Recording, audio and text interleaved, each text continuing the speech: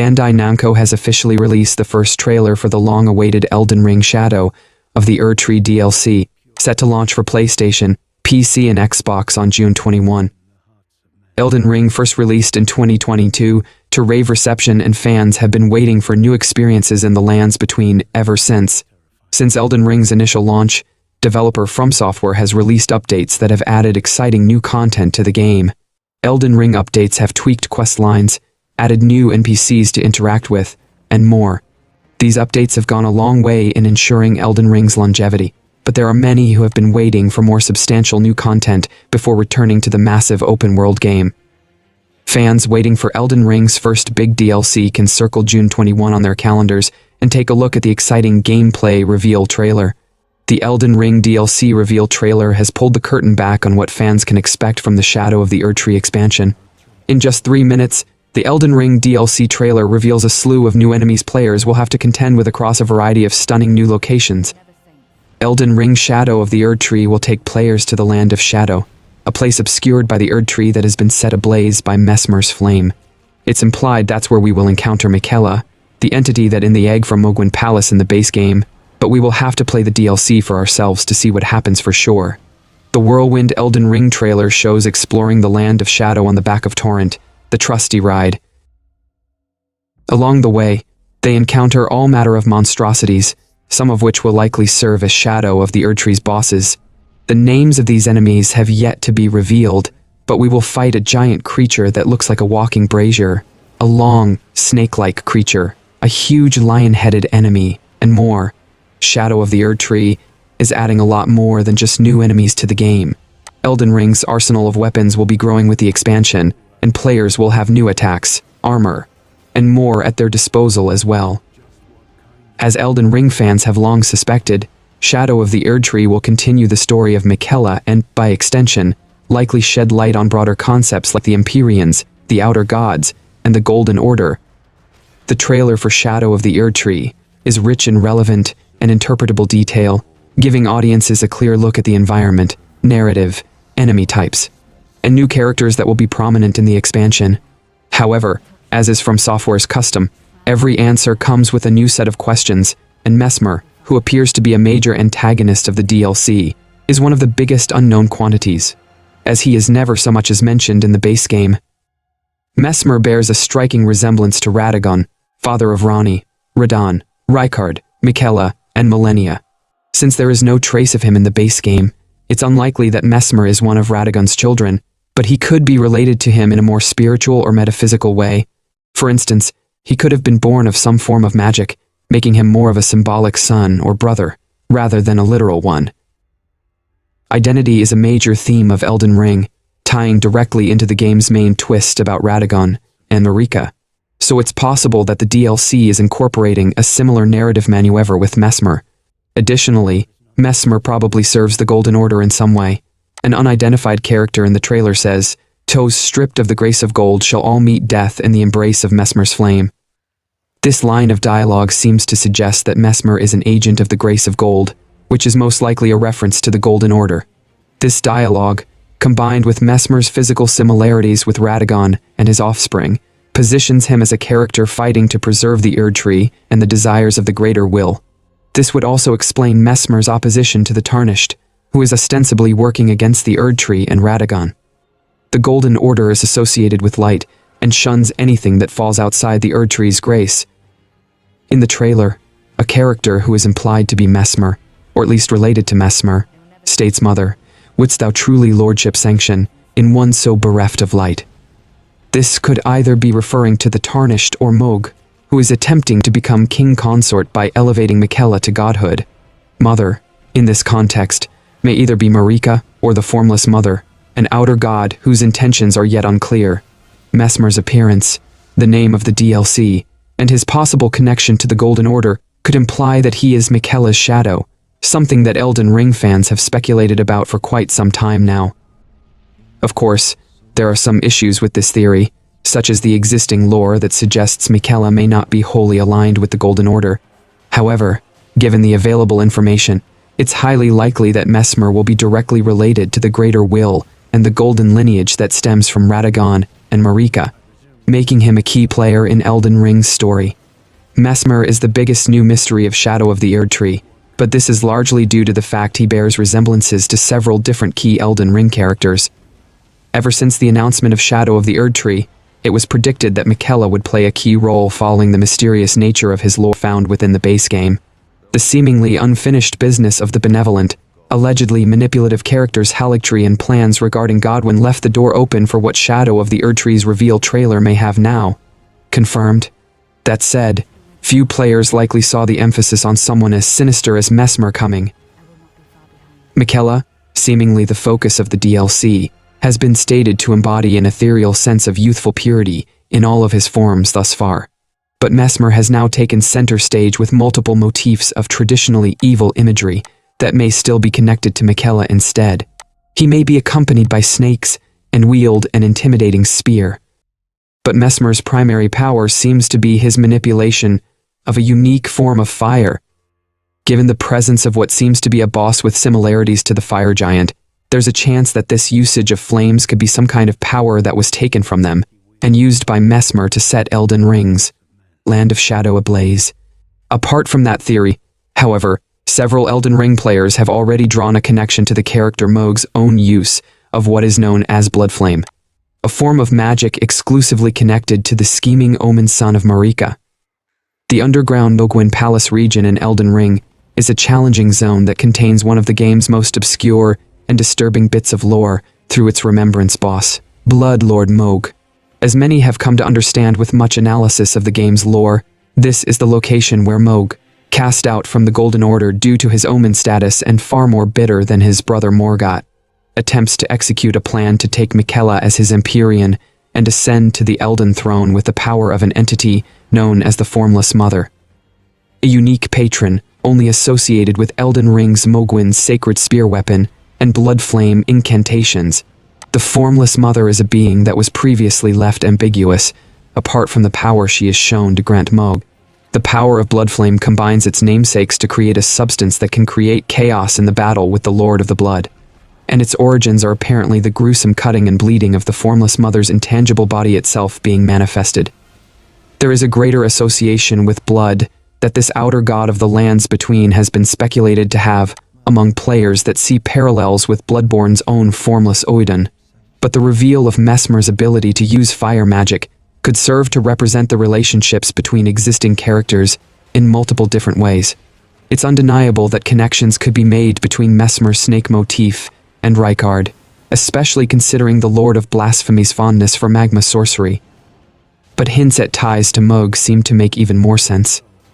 It's unknown whether he is another child of Marika and Radagon, or possibly of Rykard himself, but it's almost certain that Mesmer has been hidden away and denied his place within his family similarly to the Owen twins. The usage of what could be Bloodflame seems to strengthen Mesmer's potential ties to Mohg, but their relation may go beyond even the borrowing of magic. A theory has pointed out that the arm seen dangling from the cocoon in Mohg's arena looks much more like that of Mesmer's than how Miquella's design in Elden Ring has been shown otherwise, opening up an entire slew of potential scenarios which could have set up the events of Shadow of the Erdtree, or vice versa. Whether Mesmer is an alternate form of Miquella created through the corruption of Bloodflame, the product of an unholy union between Mohg and the Empyrean, or an actual new entity altogether, his actual place in Elden Ring's extremely hyped DLC is likely to play an important role in finally bringing the game's lore full circle. Due to the unlikely nature of the scenario of Mesmer simultaneously existing with ties to both Marika and Rykard as his parents, it's been theorized that the serpentine theme of his design could be more symbolic than literal. Paired with his dragon-inspired armor and use of infamously dangerous fire in the world of the Erdtree's influence, Mesmer's snake motif may just be one element that represents heresy and going against the Golden Order's conventions. Snakes are described as traitorous to the Erdtree in Elden Ring's base game, something that Rykard ultimately leaned into, but Shadow of the Erdtree may end up showing that Mesmer was the origin of this association. Miquella is one of Elden Ring's most important characters, and many fans have speculated that he will play some sort of role in Shadow of the Erdtree. It would appear that that speculation has not been unfounded, as the trailer makes numerous visual and expository references to the character, who is currently slumbering in a cocoon guarded by Moog. Miquella, a forever young Empyrean, entered into a sort of extended comatose state after forming the Haligtree in his quest to cure his sister, Millennia, and ascend himself into adulthood. However, Moog stole a sleeping Miquella from the Haligtree in an attempt to raise the latter to the status of godhood, thus rendering the former a king consort. The fact that this piece of Miquella's story is unresolved in Elden Ring's base game suggests that it will unfold in Shadow of the Erdtree. This is possibly confirmed by the DLC's trailer, which features a line of dialogue that seems to tell the player to touch the withered arm and travel to the realm of shadow. The only part of Miquella's body that is exposed is his arm, dark and withered, sticking out of his cocoon. This line appears to be a clear reference to this arm, and suggests that players can enter this shadow realm or forsaken place through Miquella's metamorphosing body. If this is indeed the DLC's premise, then it's safe to assume that Shadow of the Erdtree will take place in a realm that has been created by Miquella in some way.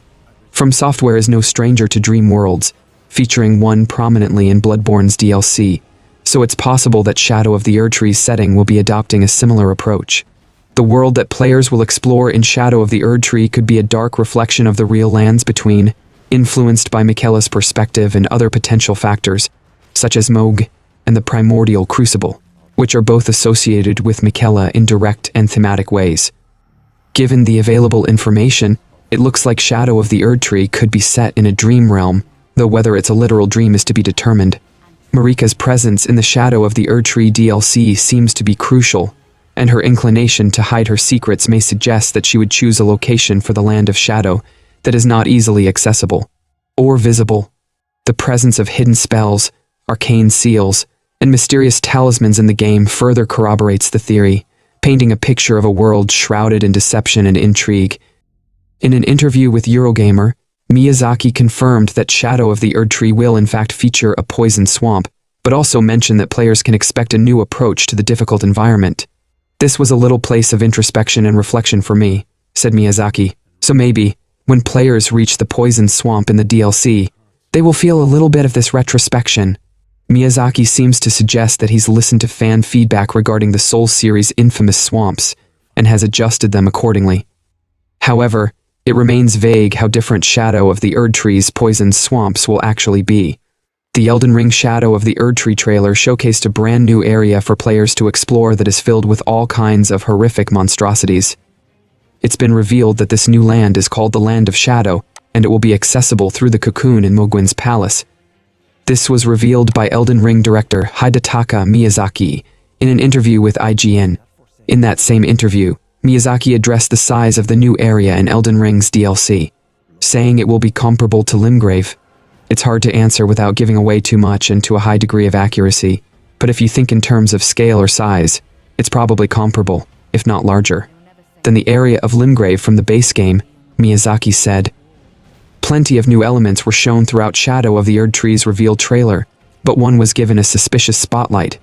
A boss fight, preceded by a cutscene, is fought against a lion-headed being walking on multiple sets of human legs, with omen horns and skin coloration on its human parts.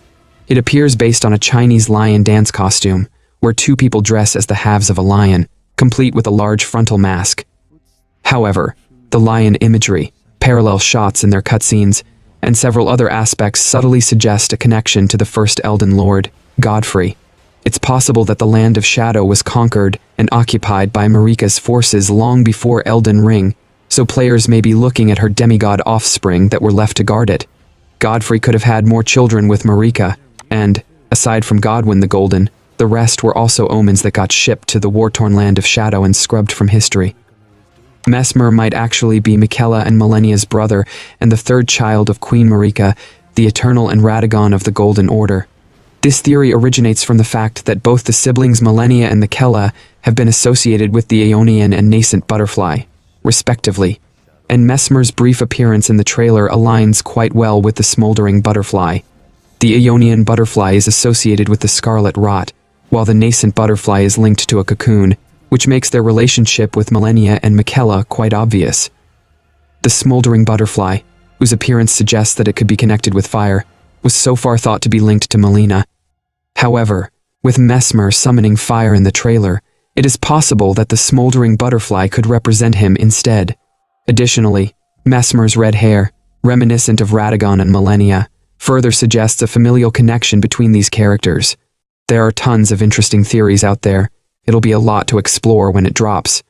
Elden Ring Shadow of the Erdtree is available to pre-order now and comes in multiple editions, including a $250 collector's edition that comes with an 18-inch tall statue, hardcover art book, and more. Elden Ring fans can also pre-order the DLC's standard edition for a much more reasonable price, which still comes with its own pre-order bonus. Elden Ring's Shadow of the Erdtree DLC launches on June 21 and gives fans a variety of options when pre-ordering the expansion.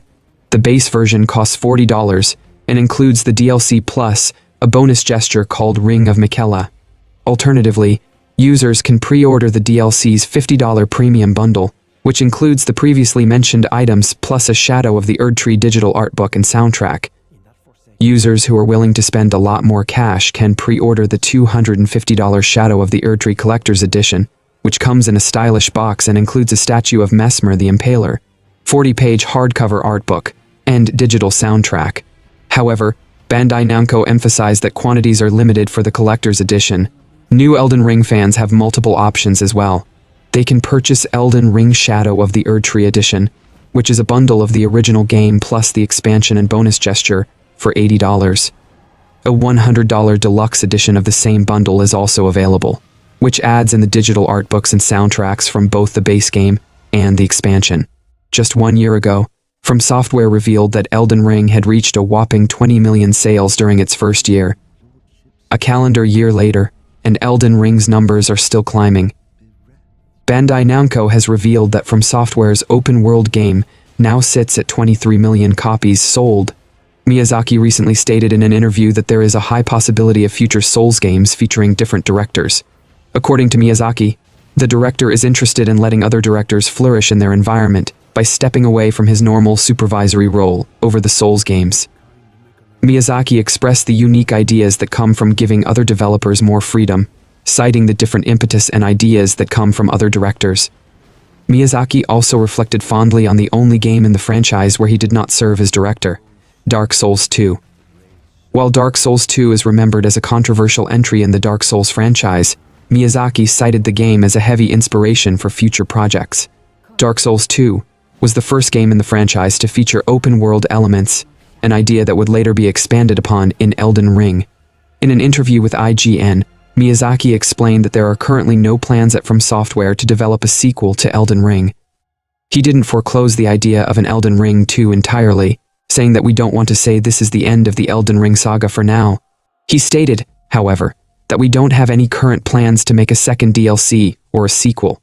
Instead, Miyazaki explained, the team is leaving the possibility of a sequel open if a good idea presents itself, while not actively working on it. From Software boss also reflected on the success of Armored Core and teases future entries in the long-running series of mecha games. Atlus has recently revealed Shin Megami Tensei 5 Vengeance and announced that the title will be released on June 21, 2024. Shin Megami Tensei 5 was originally released for the Nintendo Switch in 2021, and it became an acclaimed entry in the franchise, but it never received ports or enhanced editions until now. The first details about the game's existence surfaced earlier this week, when Shin Megami Tensei 5 Vengeance was rated in South Korea. The rating was quickly removed from the internet, but the leak implied that the title, which would be a complete edition with extra content, would be officially announced soon. Soon after that, Atlus announced the existence of Shin Megami Tensei 5 Vengeance during a Nintendo Direct and confirmed that it will be out on June 21. While the game was revealed during a Switch-focused event, it will also be available for PC, Xbox, PS4, and PS5. This updated version of SMT5 will have two complete storylines, the Canon of Creation and the Canon of Vengeance, which can be chosen at the start of the game. By following the first route, players will get the original Shin Megami Tensei 5 experience.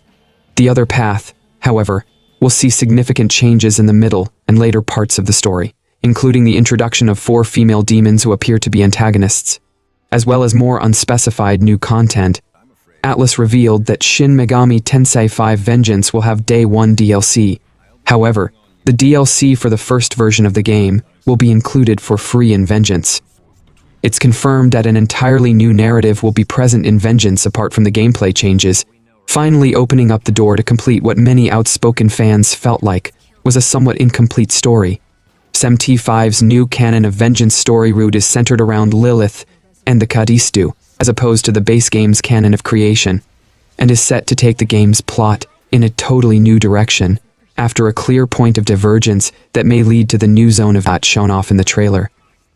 Through several re-releases of popular SMT titles and spin-offs alike, Atlus has developed a reputation for introducing a particular character archetype into these improved versions. Seen with Strange Journey Redux's Alex and Persona 4 Golden's Marie, they tend to be mysterious women who end up having significance within the changed story. And fans have taken to dubbing these the remake girls, with the enigmatic Yoko Hirami now entering the main cast of Vengeance and stealing the spotlight. This version of SMT5 follows a pattern of multiple other updated Atlus releases that have come before. 2024 has been a good year for Atlus fans. It started with the release of the popular Persona 3 Reload, and now SMT5 will get this new edition with more content. Metaphor Refantasio is also planned for later in 2024, and will be a brand new experience. If it depends on Atlus, however, there may be even more surprises in the future. As part of the Nintendo Direct Partner Showcase, Nintendo and Disney announced Disney Epic Mickey Rebrushed. This is an updated version of 2010's Epic Mickey, featuring a variety of upgrades in what's described as an overall enhanced edition of the 3D platformer that was originally released for the Wii. According to Nintendo's announcement, Mickey now has a whole new set of skills and more, and you can get a brief glimpse in the trailer. Rebrushed is developed by Purple Lamp in collaboration with THQ Nordic and Disney. The 2010 game was developed by Disney's own internal studio, Junction Point, which has since closed. A sequel, Epic Mickey 2, The Power of Two, was released in 2012, which was the same year a Nintendo DS game, Epic Mickey Power of Illusion, was also released. Epic Mickey Rebrushed isn't just getting a graphical update, though. Following the Nintendo Direct Partner Showcase, it was revealed that the remake gives Mickey several new abilities, such as dashing, ground pounding, and sprinting.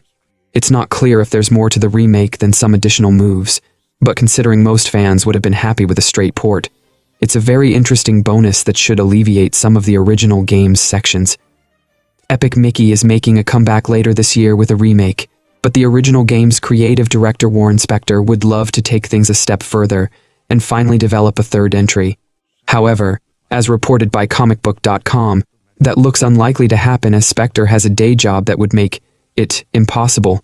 He wrote on his LinkedIn, reassuring fans, "Don't worry, what I'm working on is pretty darn cool, and other side is looking to hire for that project and one other we're working on." Regardless, he's overjoyed to see the series return after 12 years with Rebrushed. I can't begin to describe how excited I am that Disney Epic Mickey is coming back on Switch and other platforms. Everyone on the original team, as well as the Purple Lamp and THQ Nordic teams that worked on the remaster, did a great job bringing the game to life. The teams on that project were fantastic. It was obviously a real labor of love, and every team member can take pride in the fact that we created something that, like just about everything Disney, is evergreen. Being part of the company's ongoing legacy of delivering family entertainment that lives on for decades is more than I could have hoped for.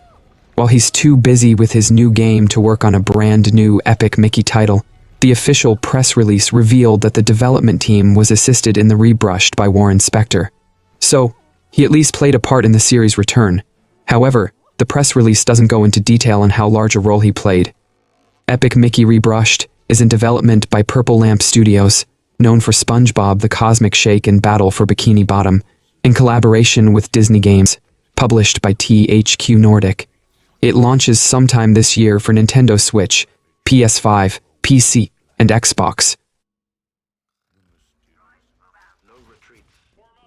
The classic Star Wars Battlefront games are coming back in a blockbuster collection later this year. In 2004, Destroy All Humans developer Pandemic Studios released the original Star Wars Battlefront, which allowed players to recreate famous battles from the Star Wars movies. A sequel was released the following year to coincide with Star Wars Episode Revenge of the Sith, adding content from that movie as well as playable ship battles in space. A handful of spin-off games were later produced for handheld platforms and mobile devices, but a full-fledged Star Wars Battlefront would ultimately be cancelled due to issues between LucasArts and developer Free Radical. Playtest footage of this unmade Battlefront sequel was eventually released online, but the series would ultimately instead see a reboot in 2015 feats Star Wars Battlefront. Star Wars Battlefront 2 would launch a couple of years later and bring in elements from the rest of the sequel trilogy, but DICE later confirmed that it would not be developing a third game for now. In the meantime, gamers will be able to dive back into the classic Star Wars Battlefront titles, as revealed during this week's Nintendo Direct Partner Showcase livestream. Longtime Star Wars port studio Asper is developing Star Wars Battlefront Classic Collection, which will be released on March 14. This bundle of the original 2 Battlefront games will also be available on PlayStation consoles, and contains all the action-packed gameplay of those titles, with some additional content, like playable Asajj Ventress and Kit Fisto characters, and a Jabba's Palace map. Star Wars Battlefront Classic includes bonus map Jabba's Palace, and Star Wars Battlefront 2 includes bonus maps like Bespin Cloud City, Renvar Harbor, Renvar Citadel, and Yavin 4 Arena, and includes bonus heroes like Asajj Ventress and Kit Fisto. Star Wars Battlefront Classic Collection will also incorporate Hero Assault on every map. This mode was only available on Tatooine in the original Star Wars Battlefront 2, and allows players to battle as iconic characters like Luke Skywalker and Darth Vader across classic Star Wars locations like the Death Star and Naboo. The collection also features massive online multiplayer with up to 64 players, allowing fans to recreate the large-scale skirmishes of the movies. The original 2004 Star Wars Battlefront doesn't actually let players control any of the galaxy's most iconic heroes or villains. Instead, players take control of an average soldier of the Republic, Rebellion, Separatists, or Empire, and attempt to wipe out the enemy with simple blasters and detonators. Occasionally, players will receive support from iconic characters like Darth Vader and Mace Windu, though they're unable to play as them in the original Star Wars Battlefront. 2005 feats Star Wars Battlefront 2 leaned all the way into the heroes and villains concept, letting players take control of a total of 17 iconic characters on launch and another 2 via the Xbox exclusive DLC, bringing all editions of Star Wars Battlefront 2 together. Asper's Star Wars Battlefront Classic Collection will feature a total of 19 playable heroes and villains. Players can hop into the Hero Assault game mode, which sees a team full of villains go up against a team full of heroes, with no time-limited health bars on display. While many fans will remember playing this mode solely on Battlefront 2's Mos Eisley map, Asper's Star Wars Battlefront Collection will let players jump into a Hero Assault match on any ground map. Everything else fans loved about the original Star Wars Battlefront games, such as Galactic Conquest and Battlefront 2's trooper-centric story campaign, will be present and accounted for in the new collection. With DICE's rebooted Star Wars Battlefront series seemingly on hold for the time being, players itching to experience some old-school action will be able to do so in the Star Wars Battlefront Classic Collection. Eric Concerned Barone has confirmed that the massive update 1.6 for Stardew Valley will be releasing for PC on March 19, with console and mobile following as soon as possible. Concerned Ape has been dropping a number of hints and teasers for Stardew Valley update for several months now, and this confirmation of the PC release date has fan excitement reaching a fever pitch. Since its initial launch back in 2016, Stardew Valley has become one of the most popular life sim games of all time. Fans have praised the indie title for its variety of gameplay, relatable NPCs, wholesome storytelling, and adorable graphics. Over the years, the game's creator, Concerned Ape, has released a number of updates to improve the quality of life for players while also adding fresh content. The highly anticipated Update 1.6 looks to be one of the biggest updates yet, and PC players now know when they can enjoy the new changes. Concerned Ape has just revealed that the Stardew Valley update will be launching on PC on March 19, and the update will be available to console and mobile users shortly after. Update 1.6 is expected to have one of the largest content additions to Stardew Valley since its release, and fans have been anxiously awaiting a release date for months. New content confirmed for Stardew Valley update includes over 100 new lines of dialogue, seasonal outfits for the citizens of Pelican Town, extended endgame content, and more. With a PC launch date confirmed, the Stardew Valley community is celebrating the official countdown to Update 1.6. Stardew Valley Update 1.6 releases on Tuesday, March 19 for PC. Players on console and mobile will have to wait a bit longer, though ConcernedApe has assured fans that the update will be reaching those platforms as soon as possible. Mobile users are particularly interested in Update 1.6, as it will be bringing a number of key bug fixes, and many players across platforms are looking forward to the addition of 8-player co-op in Stardew Valley. The massive update promises to bring plenty of needed and requested features to fans, so interested players are readying themselves for the release of update. On PC, the Stardew Valley community remains incredibly active, with fans frequently sharing their fun experiences and hopes for the future of the game. As ConcernedApe readies Update 1.6, he has also thanked fans for the successful start to the Stardew Valley Festival of Seasons concert tour. Fans can enjoy the concert tour, official merchandise, and more as they count down the days to Stardew Valley Update, launching on PC on March 19. Stardew Valley took the gaming world by storm when it was released back in 2016, promptly selling more than 1 million copies in 2 months. It was recently revealed that since the game entered the history books 8 years ago, it has sold more than 30 million copies. In other sales updates, Nier Automata has sold 8 million copies, and Baldur's Gate 3 has sold 10 million copies. Paramount's popular horror franchise, Paranormal Activity, is officially getting a game adaptation with an exciting developer and publisher at the wheel.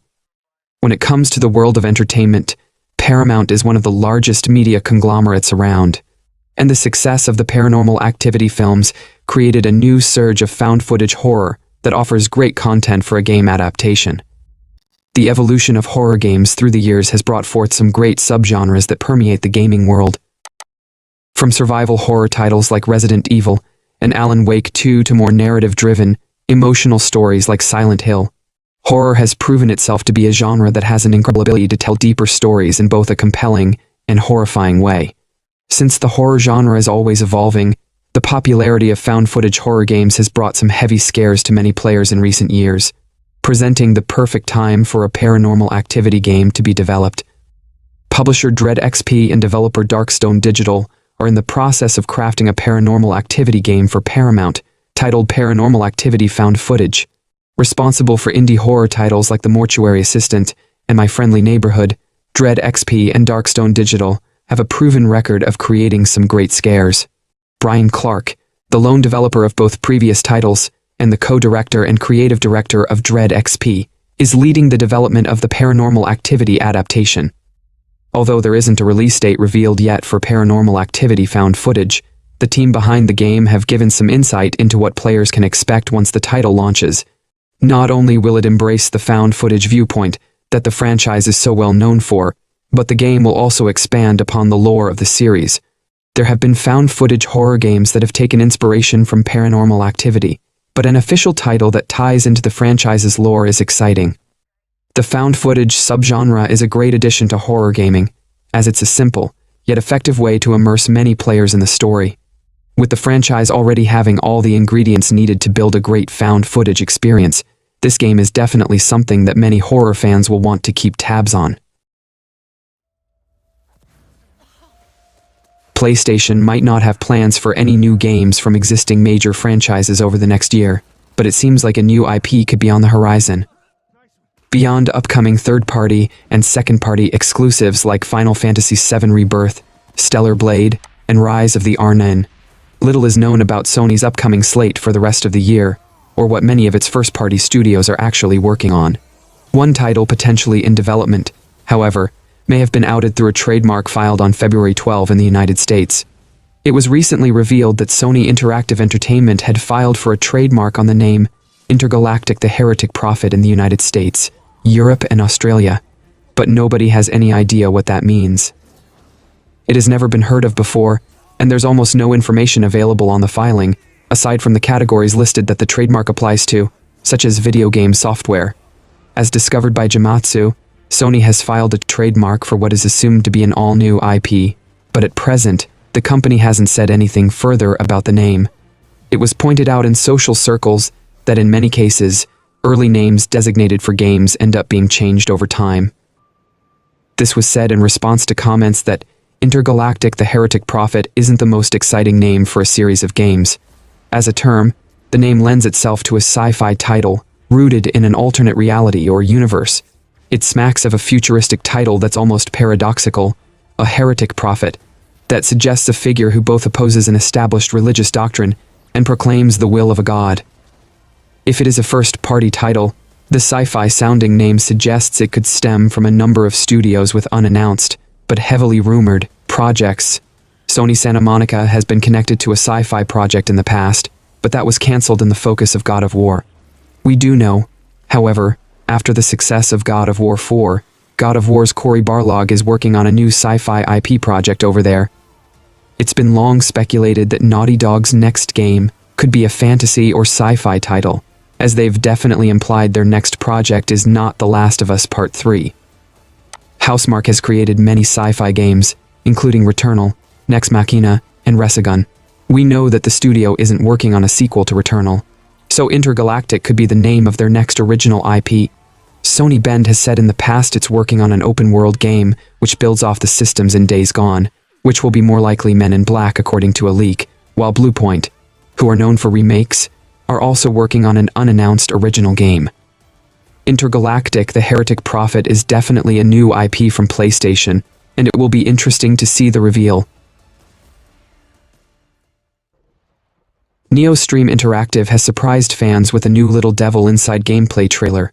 After years of anticipation and silence, the developers recently offered a glimpse into the indie game's progress, showcasing various aspects and insights into its development. Little Devil Inside is an immersive action-adventure game that presents players with a surreal world filled with humans, creatures, and monsters to interact with. It emphasizes experiencing realistic life within an unrealistic environment, showcasing the everyday activities of individuals with unconventional professions like monster hunting. Little Devil Inside's design philosophy revolves around exploration, aiming to create a visually detailed world. Little Devil Inside promises an interesting gaming experience, blending emotionally engaging storytelling with challenging gameplay elements.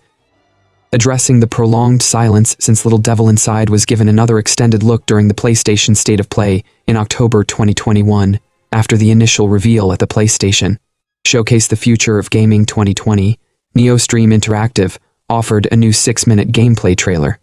This footage showcases various scenarios, foes, and activities such as exploring, hunting, fighting, interacting with different NPCs, and customizing the character. It offers a tantalizing glimpse into the world of Little Devil Inside and the adventures that await us. In a heartfelt message shared on its Kickstarter page, the studio acknowledged the concerns and frustrations of fans, expressing regret for the lack of communication over the years. The team also explained the challenges they faced, including personnel changes and differing creative visions, which contributed to the delays and lack of news. Despite the setbacks regarding Little Devil Inside's initial release window, Neostream Interactive reaffirmed their commitment to delivering a great game, emphasizing their renewed focus and dedication to the project. The team also announced a significant development. Little Devil Inside will now be built on Unreal Engine 5. Developers also expressed gratitude to their supporters and pledged to keep the community informed as they progress towards completion. In this exploration-focused survival action game, players investigate unusual activities for a professor. Preparation, strategic decision-making, and understanding enemy behaviors are key as players traverse a dynamic world map, encountering events and upgrading gear and vehicles. Combat features responsive mechanics and a hybrid targeting system, while an immersive UI design integrates seamlessly with gameplay. The game also features multiplayer options, allowing cooperative missions and random encounters. While some fans expressed frustration with the prolonged silence on the Little Devil Inside's Kickstarter page, the majority rallied behind Neostream Interactive, expressing support and excitement for the game's eventual release. The initial reveal of Little Devil Inside was great, but the October State of Play presentation didn't show the game too well. It is a presentation issue, not the game itself, but after this one came the long silence. It's not the first time the Little Devil Inside developer has had to apologize to fans. However, the game appears to still enjoy great fan support, as they hope to learn even more sooner than later. I am one of the ones who support the game. The developers said they are looking for a new publisher and have started a Kickstarter campaign. I hope PlayStation, Annapurna Interactive, Devolver Digital, Private Division, any of these publishers support this project and help these talented people at NeoStream Interactive to fully realize this vision. Little Devil Inside is one of my most anticipated games. The Prince of Persia: The Lost Crown director has announced some interesting developments for the game, promising free updates, additional content, and new modes to enhance players' experiences in the coming months. Since its release, Prince of Persia: The Lost Crown has received a lot of support from fans who might be excited to know about these new developments. Prince of Persia: The Lost Crown is an action-adventure game set in the Prince of Persia universe, developed and published by Ubisoft. Released across multiple platforms in January 2024, the game follows the journey of Sargon, a member of the Immortals, tasked with rescuing Prince Ghassan from the cursed city of Mount Qif. As a side-scrolling platformer, players navigate through interconnected environments using Sargon's abilities, including jumping, sliding, and air dashing, while wielding blades to combat enemies. The game also features elements such as secret rooms and puzzles that unlock things. In a heartfelt message shared on the Prince of Persia: The Lost Crown Twitter account, Munir Radi, the game's director, teased the upcoming content by stating, "We've got some cool plans for the coming months." These plans incorporate free updates that will introduce new content and modes crafted to challenge, explore, and entertain players, thereby enhancing the Lost Crown's experience. Radi also expressed gratitude to the dedicated community, acknowledging the love and support they've shown for the game since its release. He revealed that the development team at Ubisoft Montpellier is hard at work preparing these series of updates to provide fresh challenges for players to enjoy. While specific details about the upcoming features have not been revealed yet, Radi assured players that the first free update is on the horizon and urged them to prepare by honing their skills with Artaban and attempting Prince of Persia: The Lost Crown in Immortal Mode difficulty. Despite the absence of concrete release dates, the announcement has generated a buzz of excitement among players, eagerly anticipating what's to come. Comments from the community have poured in, expressing appreciation for the game's immersive experience and hoping for more adventures in the Prince of Persia universe. With Prince of Persia's exciting boss fights, dynamic platforming mechanics, and clever puzzles, the game has garnered acclaim from gamers, solidifying its place as a standout title in the action-adventure genre. As players eagerly await the forthcoming updates, the future of Prince of Persia: The Lost Crown promises new adventures and experiences for fans to enjoy. The first gameplay details about the Cyberpunk sequel have leaked online, courtesy of some recently publicized job openings from CD Projekt Red. The very existence of the newly surfaced listings signals that the pre-production phase of the Cyberpunk follow-up is now ramping up. CDPR officially announced the Cyberpunk sequel, codenamed Orion, in October 2022. Much like the first game, Project Orion was confirmed before it even started pre-production, with the idea being that the studio would have an easier time finding talent to work on a game, whose existence is public knowledge. The recently opened CDPR North America studio in Boston and its Vancouver-based sister branch have now started advertising a variety of positions related to the project. The 18 openings that appeared on the developer's website on February 6 reiterate that the Cyberpunk sequel will be powered by Unreal Engine 5, but also reveal a select few gameplay details about the upcoming title. Specifically, an ad for the lead systems designer on the project indicates that the game will feature crafting, while two other listings suggest that CDPR is planning to once again do its storytelling through a combination of QTE gameplay events and cutscenes. Several mentions of Orion cutscenes imply the character animations will be partially motion captured, which was the case with the previous game as well. Open-world events will also be making a return in the Cyberpunk sequel, the listings reveal. While the descriptions of the openings contain some additional details, the remaining information merely confirms even more obvious additions like an interactive dialogue system, the ability to discover and read documents throughout the game's world, and RPG elements. CDPR previously said that the second Cyberpunk game will aim for a Witcher-like evolution, in the sense that it will focus on improving the parts of its predecessor that didn't work well out of the box while keeping its well-received elements largely intact. Given how many of the newly publicized job openings advertise a variety of senior positions, it stands to reason that the project is still in its infancy. Between that and the fact that AAA development cycles continue to get longer, the wait for the Project Orion may be even longer than the one for Cyberpunk, which was announced nearly 8 years before finally hitting the market. CDPR has revealed that it has hired 5 industry veterans to work on the Cyberpunk sequel. The new hires are Dan Hernberg as executive producer, Ryan Barnard as design director, Alan Villani as engineering director, Anna Megal as lead writer, and Alexander Freed as a writer.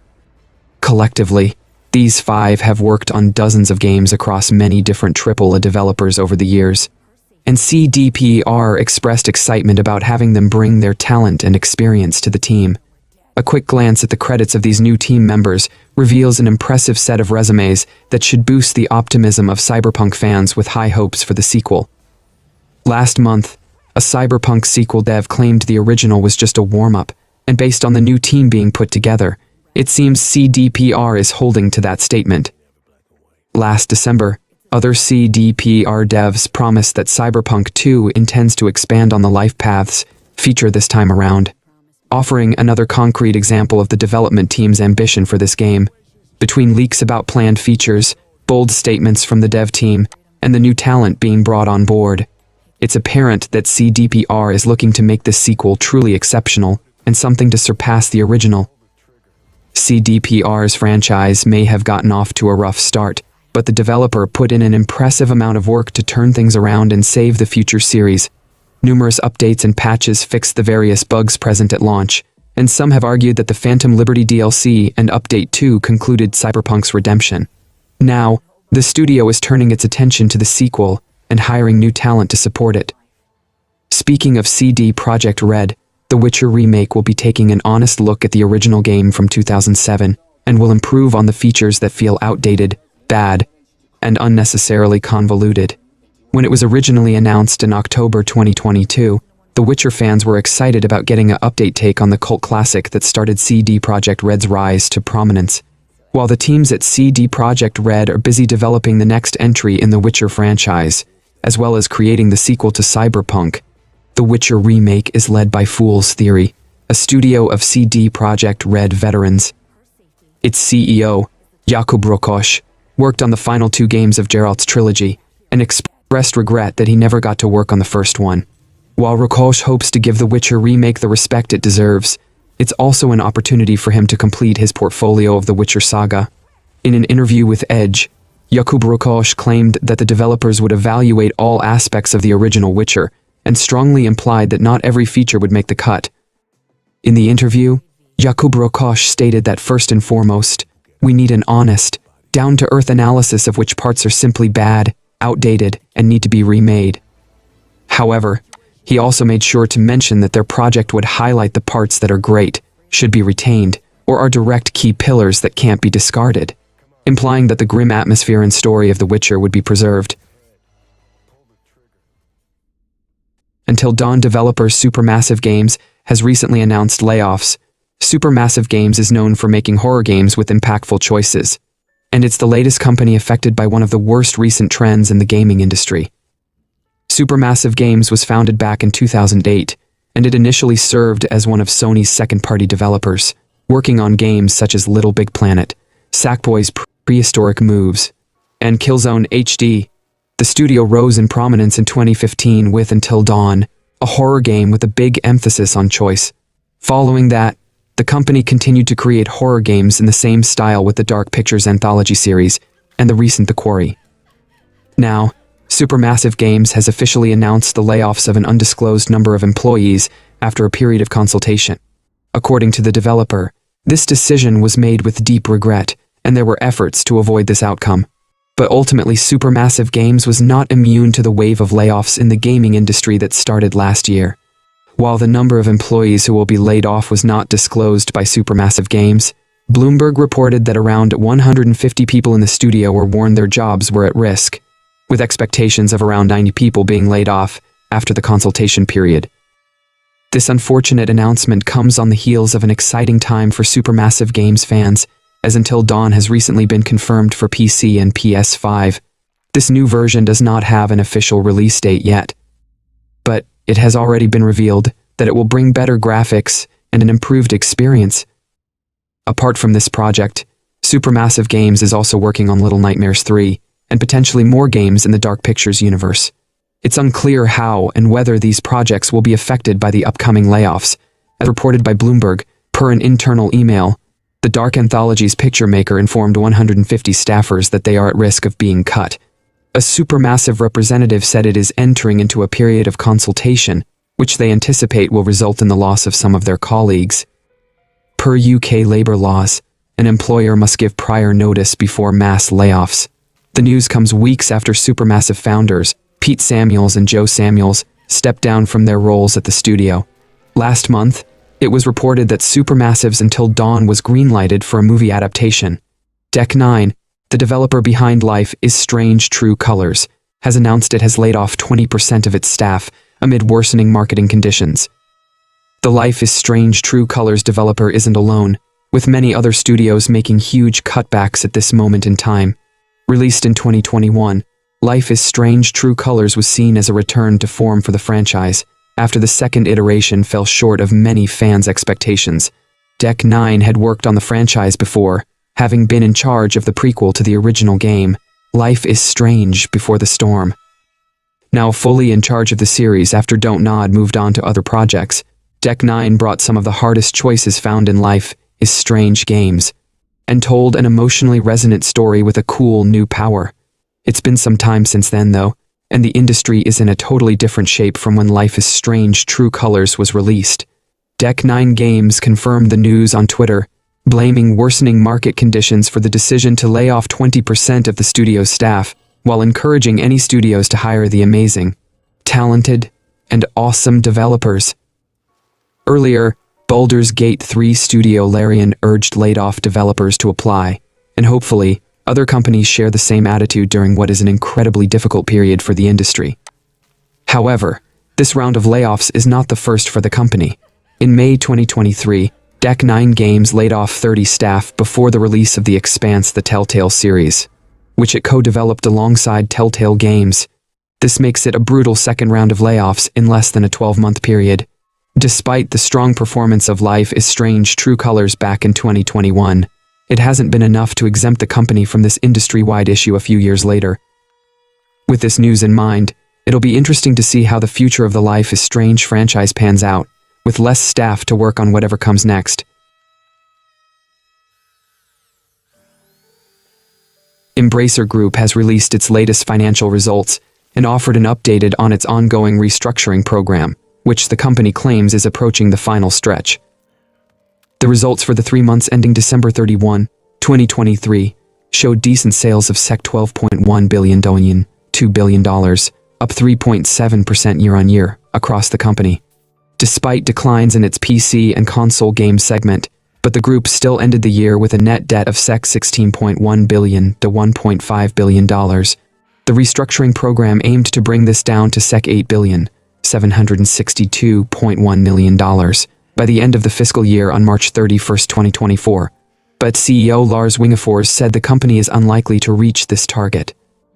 In the company's report, Wingefors said Embracer is tracking well towards its restructuring targets as it approaches the final stretch of the program, which is focused on possible divestments, that is selling off parts of the company, or consolidation, merging teams and studios together.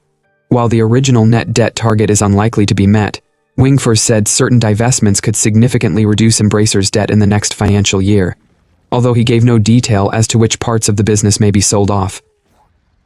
Embracer still has a few larger structured divestment processes ongoing that could strengthen our balance sheet and further reduce capex. Processes are in mature stages. Certain companies might initiate restructuring before any divestment is announced. Our overruling principle is to always maximize shareholder value in any given situation, he added. In December, Embracer extended credit and loan agreements, stretching its payments into 2025. Looking at the company's headcount, Embracer's report showed that 1,387 people have been laid off since restructuring began in June, representing 8% of the group's global workforce. This does not include the workers affected by job cuts that have been implemented since the start of the year, which have impacted Eidos Montreal, Black Forest Games, Lost Boys Interactive, and nimble Giant Entertainment. 483 jobs were cut during third quarter, a step down from the 900 plus between June and September. At the end of Embracer's previous financial year, the group employed 16,243 people, of which 11,152 were game developers. By the end of 2023, this had lowered to 15,218 people, of which 10,221 were game developers. Embracer also showed how many game development projects have been scrapped, bringing the number of titles in the pipeline down from 224 at the end of 2022 to 179. Looking forward, Wingfour said that while Embracer will continue third-party publishing in addition to its internally developed titles, it will be more selective. Our future games portfolio will be more focused around established, owned IPs and studios which we are confident will generate better predictability as well as increased return on investment and profitability going forward, he said. As for the Q3 results specifically, Wingfour wrote that Embracer saw a stable quarter just above management expectations, with all-time high third-quarter sales of $12.1 billion, $1.2 billion. While tabletop games fared well and mobile games grew, PC and console sales were down 9% year-on-year, largely due to fewer notable releases, resulting in a reliance on back catalog sales. The CEO said, "These layoffs, shutdowns and cancellations were to satisfy shareholders, and Embracer Group just became one of the worst companies in history." Embracer is more optimistic for this segment in fourth quarter, with a lineup that includes Tomb Raider Trilogy Remastered, Homeworld 3, Alone in the Dark Remake, South Park Snow Day, and more. Bandai Namco has released its financial results for the 9 months ending December 31, 2023, reporting a drop in sales in its digital entertainment segment and overall profit, while its total net sales showed a slight increase. Net sales were 772 billion yen, $5.1 billion, up 3.9% year-on-year, and profit was 84.4 billion yen, $560.9 million, down 28.5% year-on-year. The publisher attributed its drop in profit to not having a title match the copies sold by Elden Ring last year. Despite the popularity surrounding new releases like Armored Core 6 and Tekken 8, both of which sold more than 2 million copies since launch. Tekken sales are already impressive, and this number will likely grow as Bandai Namco carries out its DLC plans for the game, which will add new playable fighters to Tekken 8's hefty 32-character roster. The first officially confirmed Tekken 8 DLC combatant is fan favorite Eddie Gordo, and subsequent rumors have suggested that past Tekken 7 DLC characters like Fakumram and Lydia could join him later, down the road. Tekken 8 is considered by many to be one of the best fighting games to come out in the last few years, and its recently revealed sales figures are a testament to the title's success. While Tekken 7 is still the highest-selling entry in the series, Tekken 8 could easily take over this position if the game continues to sell as well as it has in its first few weeks on the market. Tales of Arise also sold 3 million copies to date, setting a new record for the franchise. In addition to valuation losses related to new online game titles and other titles introduced this fiscal year, we recorded a loss on disposal due to a review of title organization with a view to the next midterm plan, it said. In response to this, the games firm said it planned to strengthen its title portfolio and follow stricter quality control during development. Bandai Namco also confirmed that at least 5 titles had been cancelled, as translated by VGC in a conda following the financial results. When detailing the review of its development structure, the games firm said this will involve narrowing down titles and changing the method of recording development expenses. Due to the longer development period for games, the time from investment to payback is also lengthening, it said. Though Bandai Namco announced several cancellations along with the new policies, the developer did confirm several of its upcoming games had not been affected. New trademarks from Bandai Namco hint at potential revivals for classic titles such as Ms. Pac-Man, Galaga, and Splatterhouse.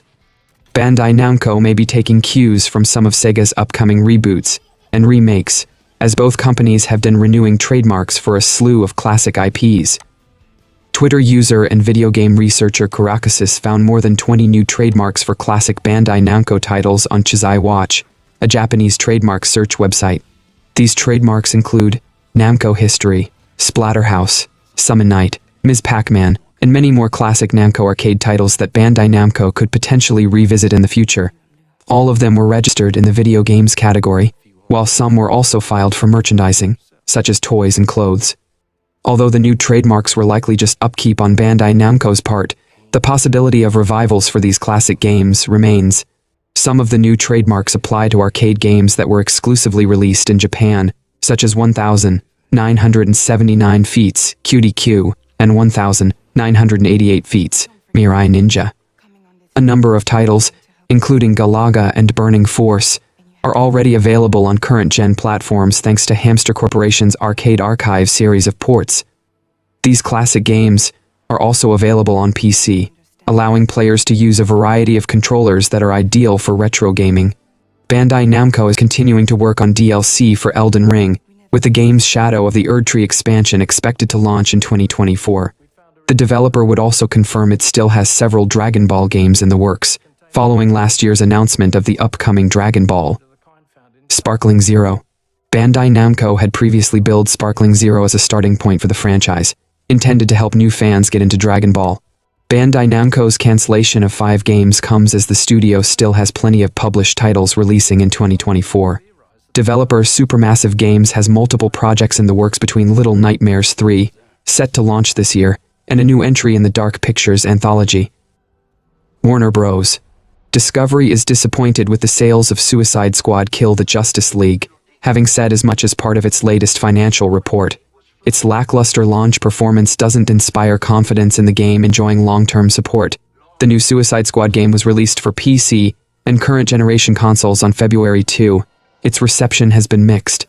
The fact that the live service shooter failed to generate significant sales momentum was already evident a week following its release.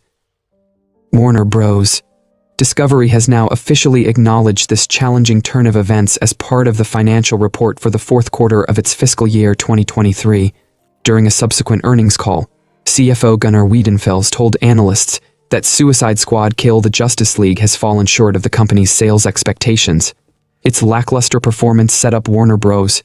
Discovery for a tough quarterly comparison to first quarter 2023, when Hogwarts Legacy was breaking sales records left and right, ultimately becoming the best-selling game of the year. Rocksteady has so far promised 4 seasons worth of Suicide Squad Kill the Justice League content spanning the entirety of 2024. Whether the game keeps being supported beyond that will ostensibly depend on how much it manages to reverse its fortunes during this period. Hopefully for the next game, Rocksteady will return to single-player experiences after this, if they even exist, and WB gives them that creative freedom after seeing the success of Hogwarts Legacy. Nvidia is reporting a staggering 769% annual profit gain, which has led to its shares rising by more than 16% in the last day.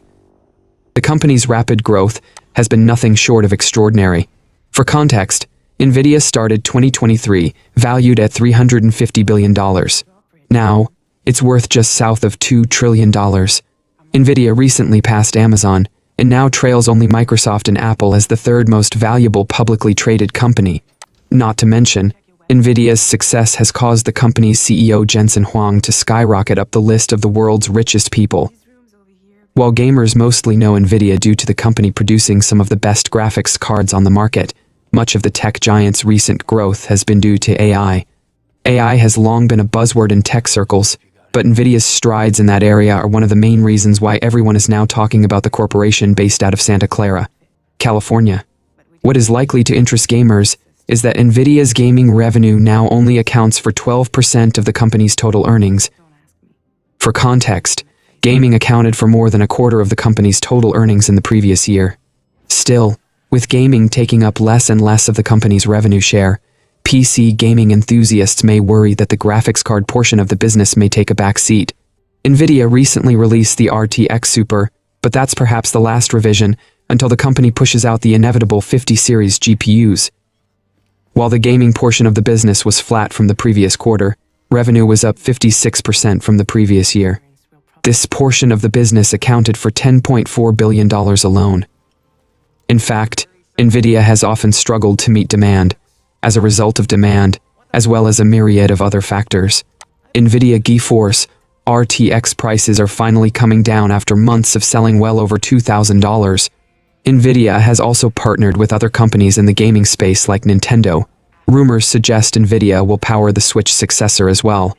While Nintendo has yet to confirm any details concerning its next piece of gaming hardware, fans are hopeful the system will take advantage of Nvidia's DLSS technology, which has been proven to boost frame rates significantly for PC gamers. Starbreeze has released its full-year financial results, reporting its first profit before taxes since its brush with insolvency back in 2018. The key contributor was the long-awaited release of Payday 3 back in September, despite CEO Tobias S. Shagren confirming that both sales and player activity are currently at significantly lower levels than they would like. For the full financial year, net sales were SEK 633.5 million, $60.6 million, up 396% year-on-year, and profit before taxes was SEK 207.7 million, $9 million. Payday 3 is a crucial release for Starbreeze, as the first major release since the company neared collapse in 2018. Despite the game's struggles, Shagren says that Starbreeze stands strong, with a strong cash position and a balance sheet largely free of debt. The multiplayer heist shooter accounted for SEK 36.2 million, $3.5 million of Starbreeze's fourth quarter sales, and has generated SEK 477 million, $45.7 million, since it launched in September. By comparison, Payday 2 accounted for SEK 18.3 million, $1.8 million, down 44% year-on-year in net sales during Q3, and SEK 139.1 million, $30 million. Payday 3 suffered from technical issues at launch, with Shagren previously stating that the infrastructure on which the game rests was not holding up in Starbreeze's November financials report. He described sales at the time as somewhat lower than expected, while Embracer Group, which owns Payday 3 publisher PlayOn, said the game performed below management expectations. However, in comments around Starbreeze's full-year financials, Tobias Shagren was confident the game can be turned around. There are many examples from the game industry where a problematic initial time on the market is turned into long-term success, he said. There is no simple recipe available, but a common thread from the positive examples is to take players' criticism to heart, dare to support your game, and keeping an open and honest dialogue with your stakeholders. That is exactly what we are now doing with Payday 3.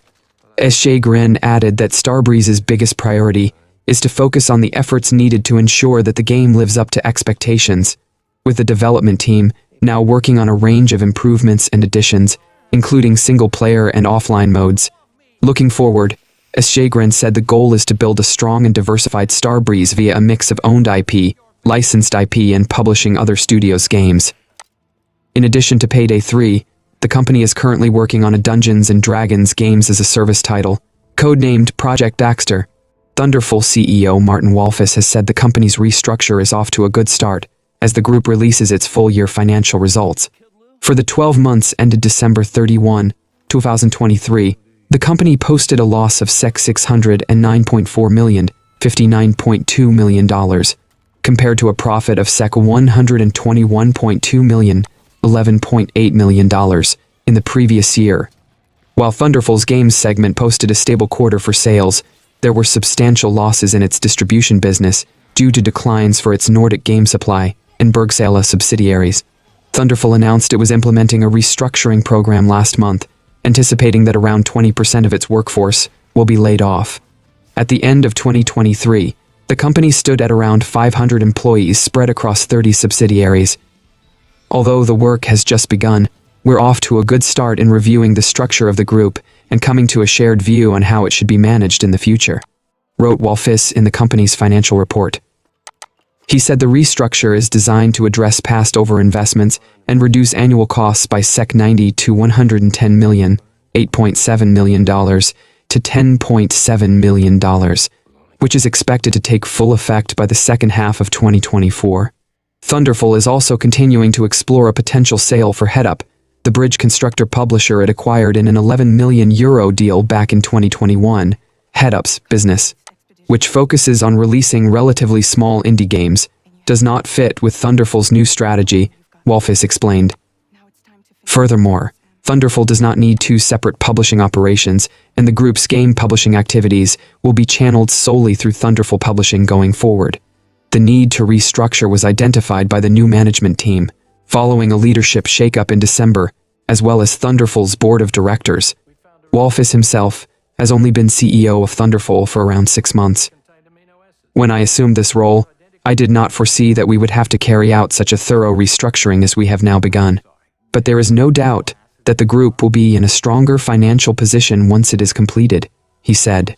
Declines in Thunderful's distribution business were largely attributed to the struggles of Nordic game supply. The company will conduct a business review to assess how we can best capture the value available within this business. Thunderful also commented on how Bergsala, the exclusive distributor for Nintendo products in the Nordic region, has seen revenues decline due to weaker sales of Switch hardware. However, Wolfis said this is a natural consequence of the console approaching its 8th year on the market, adding that Thunderful is looking forward to the launch of Nintendo's new console, which is now rumored to be arriving in 2025. In terms of game sales, Thunderful actually saw a record high in fourth quarter, although sales of SteamWorld Build, which released on December 1, fell slightly short of expectations. We believe this is because the genre of this game has not really appealed to our most dedicated target audience, and it has not been well suited to the Switch console, which has traditionally been a key platform for SteamWorld games, Wolfis explained. Unity released its fourth quarter full-year financial earnings for 2023 yesterday, which saw a jump in revenue and decrease in net losses both in its fourth quarter and FY 2023 results. Despite these results, shares dropped 17%, as reported by CNBC. Total revenue for the year was $2.1 billion, up 57%. And net loss was $826.3 million, down 10%. As detailed in its fourth quarter 2023 report, Unity cited the increase in revenue due to the termination of its service agreement with VFX studio Weta, which occurred last November as part of a company reset, which resulted in the loss of 265 jobs. The end of this agreement resulted in $99 million of incremental revenue and increased its net loss by $27 million. Although the company's net loss decreased overall to $826.3 million. Unity said that if this transaction didn't occur, its revenue would have been $510 million, down 2% year-on-year. Unity reported that its Create Solutions vertical, the division in charge of Unity's engine, benefited from this decision. As if not for the end of its transaction with Weta, revenue would have been $190 million, down 4% year-on-year. This decline was a result of businesses impacted by Unity's company reset, including professional services, gaming services, and Weta tools. The industries segment, which handles partnerships with non-game sectors such as retail and automotive, represented 23% of core subscriptions compared to 20% last quarter and 19% in fourth quarter the previous year. Despite revenue being up 26% year-on-year in its Grow Solutions segment, Unity's ads and products and services, Unity said its performance was impacted by its controversial runtime fee proposal announced last September. Looking ahead, Unity forecasted revenue for FY 2023 will generate revenue of $1.76 billion to $1.8 billion, a 2% to 4% decline year-on-year. And that's all for the video, ladies and gentlemen. Like and share the video for a greater audience. Comment your thoughts on the topics, and donations are always appreciated. Subscribe to the channel and click the bell icon. And until then, from SMPV, it's goodbye.